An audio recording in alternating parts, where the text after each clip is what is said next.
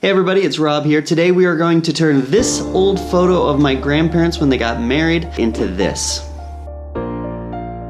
So if you're wondering why I'm not in the studio, I'm traveling right at the moment. I'm here in this hotel room in San Antonio. We're working on a project that you will soon learn about. And before I get into it too much, a lot of you want to know how I edit a lot of the images. First of all, while I was out in the field, I didn't have my Cintiq, and so I went out and bought this Intuos. It's about $79 for the non-touch one. This is the $99 one for the touch one, so I can kind of scroll and zoom with my fingers here, and then I can use the pen and draw and paint on the photo like you're going to see. Okay, now that I've got that out of the way, let's get started. Now understand that there are a ton of different ways that you can colorize a photo. I have the particular way that I like doing it, but I also was doing some research on the web just to see how everybody else did it, and just about every single person, I would say, did a very different approach. So I'm going to kind of show you a couple of the differences that you can use, and then one of the ways that I like to do it.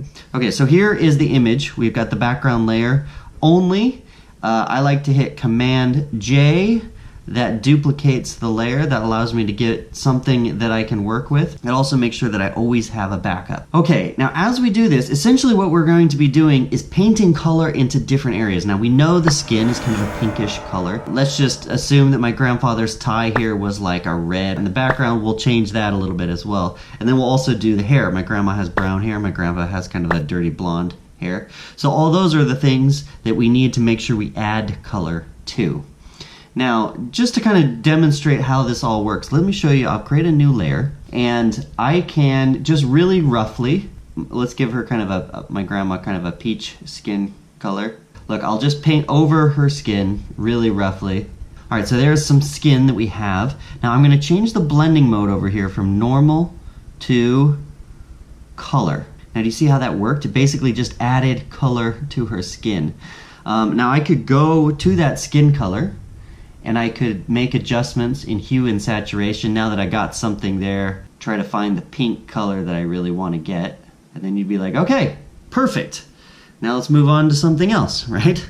So this is basically one way of coloring. You're basically taking a solid color and you're overlaying it on top of your black and white image with a blending mode. Now you can get advanced with this technique and use masks so that it's fully editable. But I'm going to show you a slightly different technique that I like a little bit better. Check this out. What I'm going to do is I'm going to take this original background layer and I'm going to add an adjustment layer to it and color it straight from there. So we'll go down here to adjustment layer and color balance. Okay, so now I'm going to change the colors of the midtones, the shadows, and the highlights right from here, and you'll see how it looks. Okay, so let's add a little bit of red to this, probably a little bit of yellow to it. These are on our midtones. Maybe just a tad of magenta. Okay, we'll do the same thing with the shadows. A little bit of yellow, a little bit more red, a little bit of yellows. These are the highlights. Okay, that'll give me something to work with, I think. Now, what we have to do though is we have to work on our masking. So over here, we have the mask that you can see is in white. White means everything is visible. If it's in black, nothing's visible. So I'm just gonna hit Command I to invert it so that now nothing is visible. Now here's where if you're good at using masks, you can start masking out things with the select tool. I have a pen, so I like to just paint over things. So first of all, I'll zoom in, and then I'm going to paint white on the areas that I want to show up. Just like so. I might as well speed up through this process. Alright, so understand this doesn't look fantastic right at the moment. It's not too bad to keep moving on, but it's all one color. And our faces are not all one color, right? We've got some red on the noses and in the cheeks, and it's just kind of fades a little bit from the shadows to the highlights. And so we're going to work on that, but what I think is really important is that first we just colorize the whole thing, and then we'll go back and start adjusting. Now I'm going to mask out my grandma's hair. So what I'll do is I'll go just real quickly to the quick selection tool, try to mask her hair. Alright, now just select and mask. Okay, now here's how this whole thing works. This is your transparency slider. We can see just what we've selected, or we can kind of see, you know, a small version of it. What I'm going to do is I'm going to click Smart Radius, and I'm going to increase the radius a little bit, and then I'm going to just paint over her hair right here.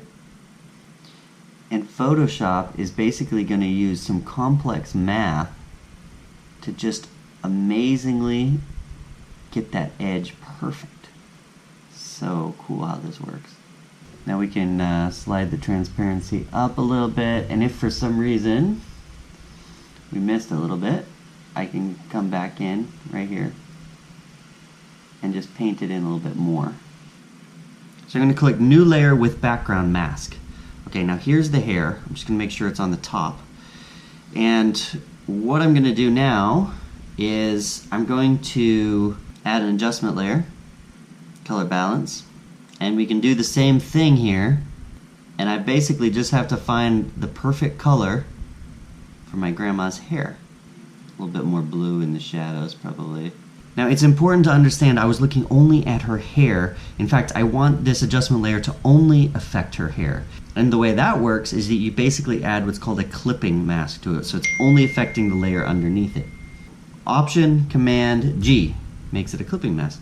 And then all of a sudden her hair is selected and it's adjustable, so I can click on here and I can go back and, maybe I want to say, instead of, make it a little more reddish, but what color was my grandma's hair? I'm not exactly sure.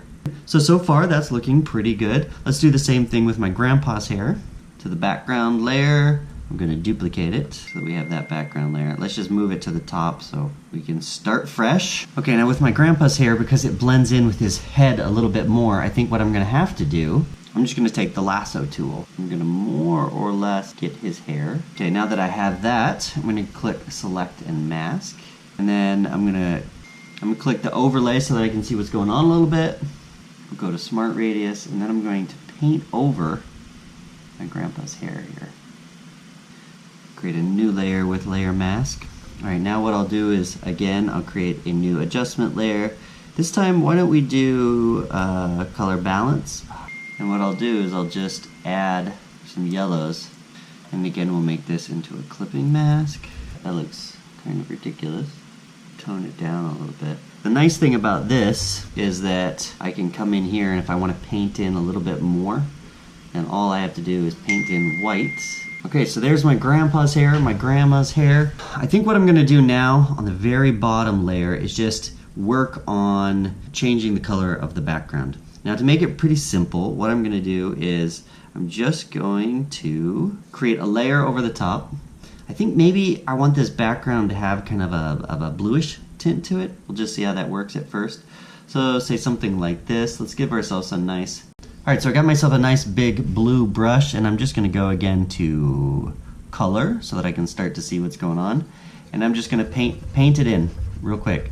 And since my grandma's hair is already on a different layer, I don't have to worry about that too much. My grandpa's hair and skin are on another layer. I can be a little bit sloppy as I go around. That's looking pretty good. Now I'm going to speed up as I add color to the eyes, to my grandpa's jacket. I'll add a little bit of yellow to the teeth, which I'm sure my grandpa won't be too happy about since he was a dentist, but all teeth have a little bit of yellow in them. Okay, now this is what I have. I'm going to go back to the skin and start adjusting the color. It's way too much the same color right now. First, I'll add an adjustment layer with hue and saturation. In this one, I'm going to desaturate a little bit. I'll add a mask, and then in the shadows, you simply take out the color. That's kind of how it looks. Let me do one more adjustment layer, hue and saturation. This time, I'm going to add the rosy reds. So with a mask, I paint it in a little bit on my grandma's cheeks, her nose, her arms. Look, at this stage, you can add as many of these adjustment layers as you want with different color adjustments. You just are trying to make it look good. If you're a makeup artist, you're probably going to be able to do a little bit better job at this. This is really where the art comes in. In fact, the best way to do it is look at a true color human face and then just try to replicate it as you're painting. So with this, I just wanted you to see more or less how the process of colorizing a photo works. It takes a lot of time. I sped through this, kind of condensed it down. It took me about 45 minutes in total to do all of the different fixes that I needed to do. It helps a lot with this pen. Make sure you get one of those if you're doing this. The next video that I'm going to be doing is with the Hero 5. I'm comparing it to the Hero 4. I have all sorts of different tests that I've done over the course of the last couple of weeks. It's going to be fantastic. If you haven't already, subscribe to our channel. We make videos every Tuesday on all sorts of different things, from photography to filmmaking. You can pick and choose which videos you watch, and we'll see you next Tuesday.